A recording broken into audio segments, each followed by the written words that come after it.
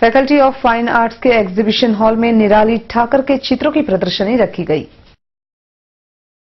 MS university की fine arts faculty के exhibition hall में निराली ठाकर के चित्रों की प्रदर्शनी रखी गई है। The girl with ponytails विषय पर बनाए गए चित्रों की प्रदर्शनी 5 नवंबर तक रोज सुबह 11 से शाम 6 बजे तक खुली रहेगी। निराली ने अहमदाबाद के नेशनल इंस्टीट्यूट ऑफ डिजाइन में से विजुअल कम्युनिकेशन, एमएस यूनिवर्सिटी की फाइन आर्ट्स फैकल्टी से पेंटिंग, अमेरिका की सांता बारबरा से फोटोग्राफी और लॉस एंजलिस की यूनिवर्सिटी ऑफ सदर्न कैलिफोर्निया से मास्टर्स इन फाइन आर्ट्स की डिग्री हासिल की है। उनको राष्ट्रीय स्तर पर कई अवार्ड और स्कॉलरशिप भी मिली है। लॉस एंजलिस में रहती निराली का ये पहला सोलो एग्जीबिशन है। इसके बाद ये अहमदाबाद और दिल्ली में भी ऐसे शो करने वाली है। विदेश में रहती निराली ठाकर ने वडोदरा और उसमें भी फाइन आर्ट्स फैकल्टी क्यों चुना एग्जीबिशन के लिए, और कई सारी बातें हमसे की हमारी खास मुलाकात में। द गर्ल विथ पॉनीटेल्स विषय क्यों पसंद किया गया? एक एंडी वॉरहॉल करके बड़े आर्टिस्ट हैं। उन्होंने किसी अपने स्पिरिचुअल गुरु को पूछा था एक बार कि अगर मैं क्या पेंट करूं। अपनी इंस्पिरेशन उनकी सब हो जाती है ना, सबको ऊपर नीचे।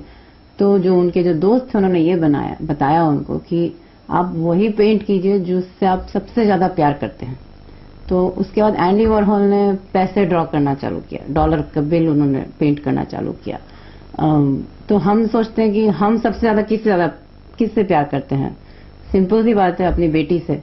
हम सबसे ज्यादा उसी के बारे में जानते हैं और सबसे ज्यादा उसी को प्यार करते हैं। तो हम देख रहे थे कि वो कितना इन्वॉल्व होकर, कितना कार्यव्रत होकर के अपना पेंटिंग बनाती है। तो हमें उससे बहुत सीखने को मिलता है कि कैसे इसको कोई पड़ी नहीं है कि ये एग्जीबिशन बहुत महान होगा या नहीं होगा, ये पेंटिंग कैसी होगी, उसको कोई चिंता नहीं है। वो बस अपना काम करती जाती है और धनाधन पेंटिंग बनाती जाती है। तो उससे हमें बहुत सीखने को मिला कि अगर करना है तो इस तरह से करना चाहिए। तो बहुत तरीके से वो हमारी गुरु है, जबकि वो 3 साल की है। तो इसलिए हमने उसको डेडिकेट किया है। आपका अगला एग्जीबिशन कहाँ होगा? हुसैन जोशी गुफा में, वो अहमदाबाद में है। लेमन ग्रास हॉपर करके एक गैलरी है, वो लोग स्पॉन्सर कर रहे हैं उसको। एंड दिल्ली में एक और शो है मेरा दिसंबर में, वो ललित कला एकेडमी में है।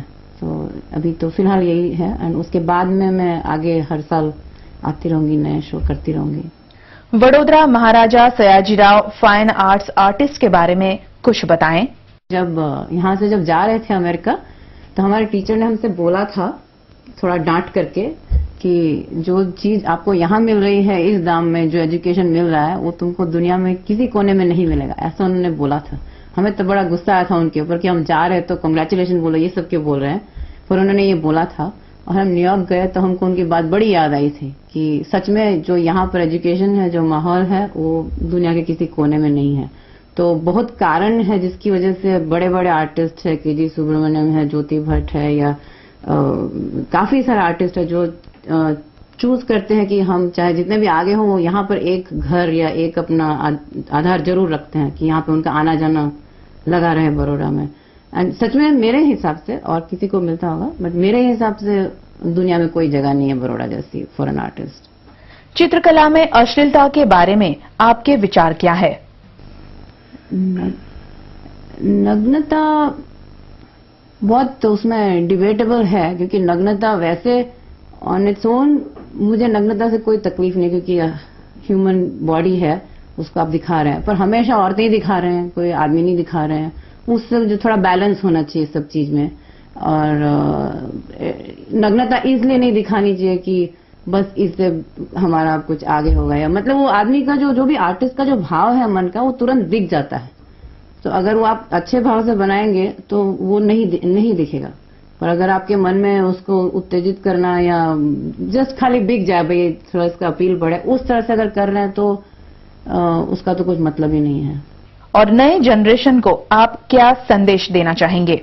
अगर सपोज आप क्रिकेटर हैं या आप म्यूजिशियन है सपोज, पर आपको ये लगता है कि सब लोग बोलते जाते हैं ना कि भाई म्यूजिशियन है, तेरा क्या होगा इसमें, तो कुछ होने नहीं वाला है, कितने सारे म्यूजिशियन पड़े हैं सब स्ट्रगलिंग वाले, तो तुम अब छोड़ो, कुछ और ढंग का काम कर लो। ऐसे सब डिस्करेजमेंट मिलता रहता है, तो वो सबको ना सुने, आप अपना गुजारा कर ले एक स्मार्टली अपना डिसीजन बना करके, पर अपने जो आर्ट है, जो भी पैशन है आपका, आप खेलना चाहते हो तो खेलो, म्यूजिक है तो म्यूजिक करो, डांस करो, या पेंटिंग है तो painting, but don't give up on it, that's what.